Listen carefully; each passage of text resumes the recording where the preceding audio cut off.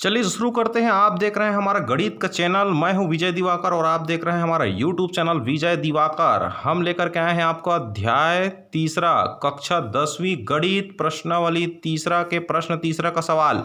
दो क्रमागत प्राकृत संख्याओं के वर्गों का योग यहाँ पर 85 है, तो संख्याएं ज्ञात कीजिए। यहाँ पर दो क्रमागत प्राकृत संख्या आपको पता करना है, लेकिन बात यह है कि उनके वर्गों का योग 85 है। तो हम लोग क्या करेंगे, यहाँ पर मान लेते हैं, यहाँ पर माना कि दो क्रमागत प्राकृत संख्या कौन कौन है। तो चलो मानते हैं, माना कि पहली जो संख्या है वह संख्या है x है, और इसके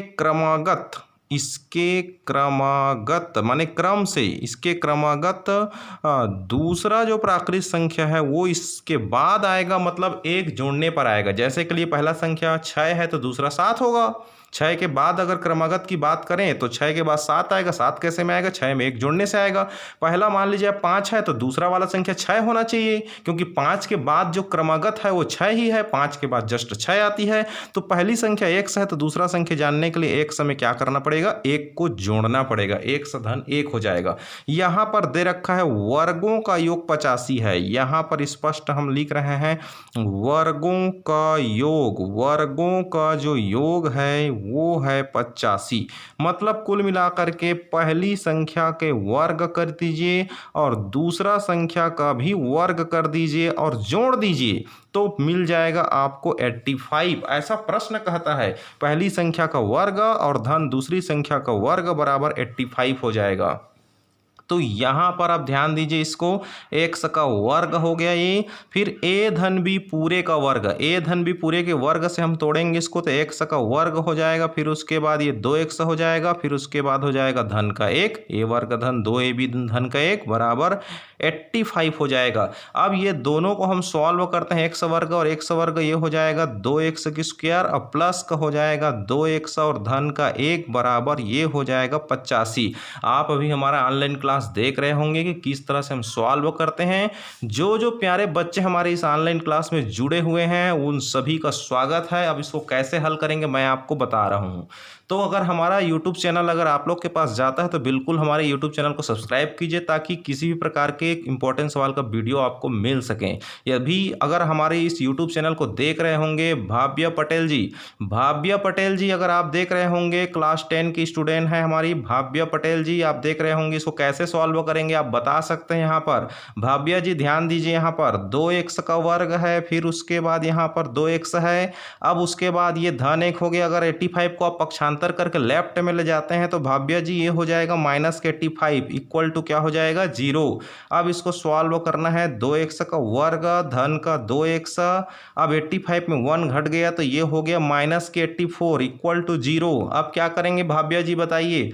यहाँ पर अब आप ध्यान दीजिए, सब में 2 है, यहाँ 2 है, यहाँ 2 है, 84 में भी 2 है, क्योंकि इसमें 2 का हमको गुणांक खोजना है। तो आप एक काम कर सकते हैं, अगर गुणनखंड अगर आपको आता होगा तो 84 का गुणनखंड करेंगे तो यहाँ पर मैं निकाल के बता रहा हूँ 42 गुणित 2 लिख सकते हैं भाव्या जी इसको, क्योंकि 2 दूने 4 और 2 चौक 8 हो जाएगा यहाँ पर। तो इसका मतलब सब में 2 दिख रही है आपको, तो ये 2 और ये 2 और ये 2 को आप कॉमन निकाल दीजिए। इस 2 को कॉमन निकालेंगे तो ये हो जाएगा x का वर्ग, फिर ये हो जाएगी x और यहाँ से निकल जाएगी आपको 42 और ये हो जाएगी बराबर का 0। अब ये जो 2 है ये इसके नीचे आ जाती है, x का वर्ग x ऋण 42 बराबर 0/2, कुल मिलाकर के ये 0 हो गया भाव्या जी। अब आप तो ये वर्ग समीकरण हल कर सकते हैं। कैसे हल करेंगे चलिए हम आपको बताते हैं। x का वर्ग धन x ऋण 42 बराबर 0।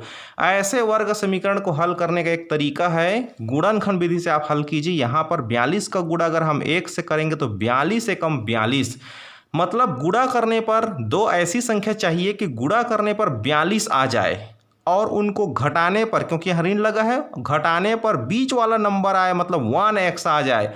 क्या नंबर है ऐसा आप सोच करके देखिए। कोई ऐसा नंबर होना चाहिए जिसका गुणा करने पर 42 आए और उसको घटाने पर यहाँ पर 1 आए। तो भाव्या जी आप ध्यान दे रहे होंगे हमारे सवाल को, अगर आप इस वक्त देख रहे होंगे तो ध्यान दीजिए। यहाँ पर 1x का वर्ग है, यहाँ पर किसका किसका गुणा करने पर 42 आता है, आप सोचिए। यहाँ पर 2 नंबर बहुत सारे, 21 दूनी भी 42 हो जाती है। यहाँ पर इस तरह से 14 तिया भी 42 होती है, लेकिन घटाने पर एक आना चाहिए। तो आप सोचिए यहाँ पर 7 छिक्का 42 है। कुल मिलाकर के आप यहाँ पर 7 एक सा करिए और यहाँ पर 6 एक सा करिए, इसको ऋण का करिए क्योंकि धन ऋण रहेगा तभी घटेगा। और यहाँ बड़ी वाली संख्या 7 है, उसमें धन करिए क्योंकि घटाने के बाद आपको धन एक लाना रहता है। तो 7 छिक्का 42 और 7 में 6 गया तो 1 और ऋण का हो गया 42 इक्वल टू 0।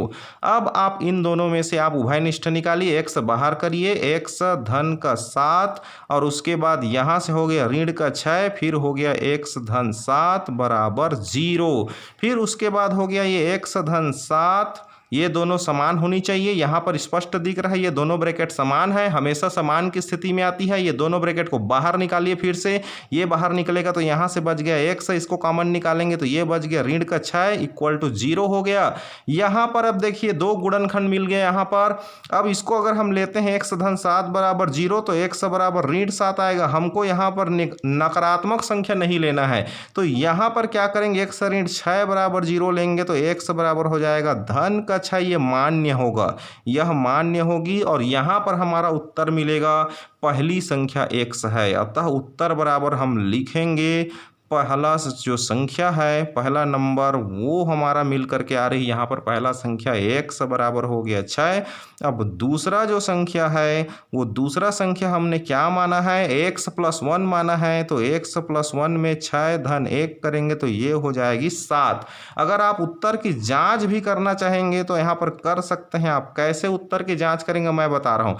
इनके वर्गों का योग 6 और 7 के वर्गों का योग, 6 का वर्ग करिए और 7 का वर्ग करिए। 6 का वर्ग हो जाती है 36 और 7 का वर्ग होती है 49 और उसको जोड़ दीजिए 9 6 15 की 5 हासिल 1 4 और 1 3 1 7 85 हो गया ना भाभ्या जी। यहाँ पर प्रूफ 85 आ गए। यहाँ पर आप देखिए इनके वर्गों का योग 85 लिखा है, इसका मतलब ये सवाल कन्फर्म हो गया। ऐसे सवाल परीक्षा में आते हैं, आप ध्यान दीजिएगा। IMP क्वेश्चन है आपके लिए, बिल्कुल आप इसको बोर्ड एग्जाम की दृष्टि से आप तैयारी कीजिए, फंस सकती है बिल्कुल एग्जाम में। आप स्क्रीनशॉट ले करके रखिए इसको। चलिए थैंक यू सो मच। इस तरह से आप हमारे चैनल पर बने रहिए, बिल्कुल देखते रहिए। आपके लिए हम बिल्कुल इंपॉर्टेंट सवाल वीडियो लेकर के हमारा चैनल आ रहा है। Thank you so much.